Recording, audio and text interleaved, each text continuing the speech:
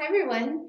I'm so glad you're here today for the Kids Weekly Devotional. I'm Miss Addie. I'm the Kids Ministry Director at the Vine in Kenmore, and let's get into it. So today we're reading a big book story. This one's called Jesus Appears to His Followers.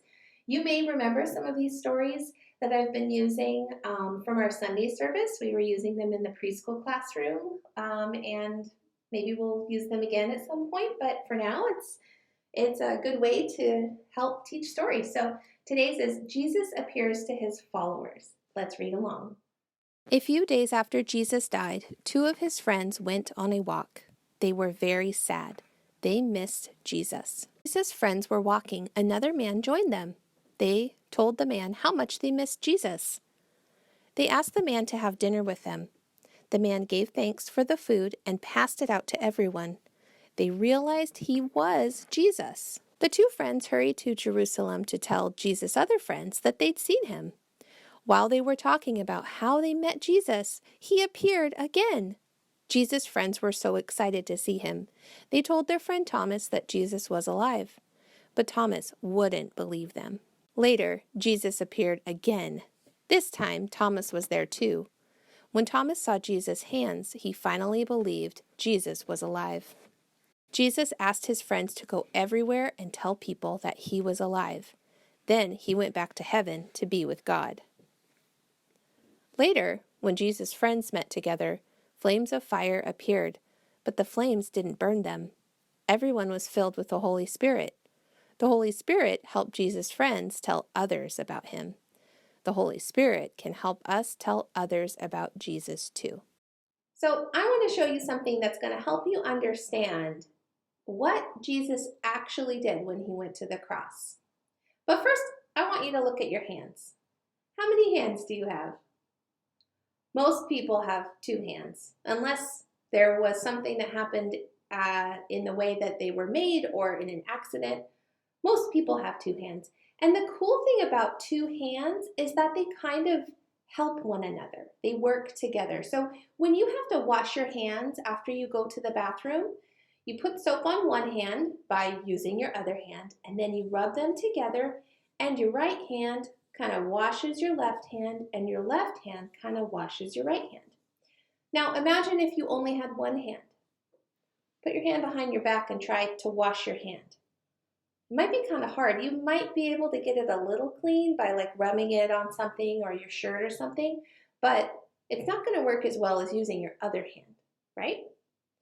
So we're going to use this example of two hands to help you see what Jesus did for us when he went to the cross. So before you and I were born, we were sinful. I know, bummer, right? The reason we were sinful before we were even born, even though we were completely made by God, is because we inherit sin from our mothers and fathers, and we're all related to that one man who first sinned. Remember? Adam and his wife Eve. They are our parents. They were all descended from Adam and Eve. We inherit sin. So our inherited sin is what we just have all the time. And in my bowl here, I've got a little bit of watered down paint. You could use any color if you wanted to do this again. So even before I came out of my mother's tummy, I was sinful. And it's not because I did anything wrong. It's because I'm human and we inherit sin from our father Adam. But even if I weren't inherently sinful, I've done some pretty yucky stuff in my life that I don't really like to share. But, if you know me, I might share it. That's this, I'm using cocoa, a packet of cocoa. That's the things that I do that are sinful. Ugh, it's a mess. I'm all sticky and gross. And then these are the sins that are done to me. I just got mess everywhere. If I tried to wash my hand, I don't think I could do it very well. It might get some of this yuckiness off, but it's not going to get everything. That's why God gave us our other hand, and our other hand represents Jesus. Did Jesus inherit sin? No, he didn't, because he was born from the Holy Spirit. He was put in Mary's tummy by a miracle. and he did not inherit the sin of Adam.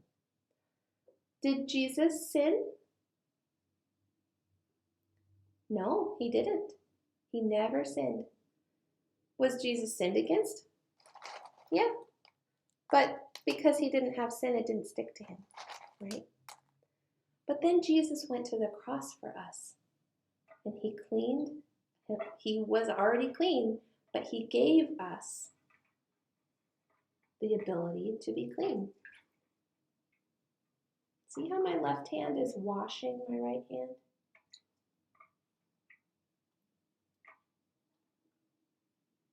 Kind of got to get in there really, really good. There. Now my hand is clean.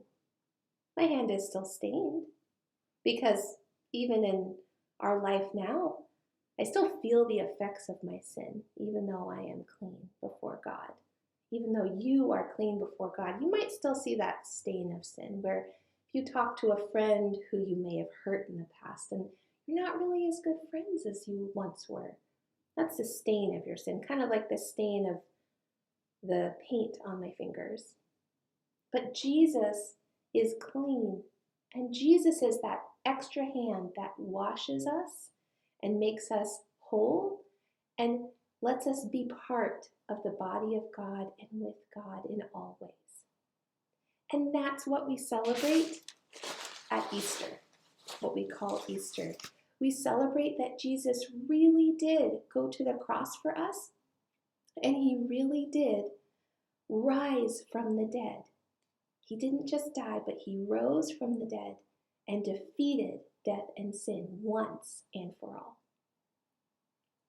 I'm really glad that you were here today, and I hope you have a great week, and I'll hopefully see you soon. Goodbye.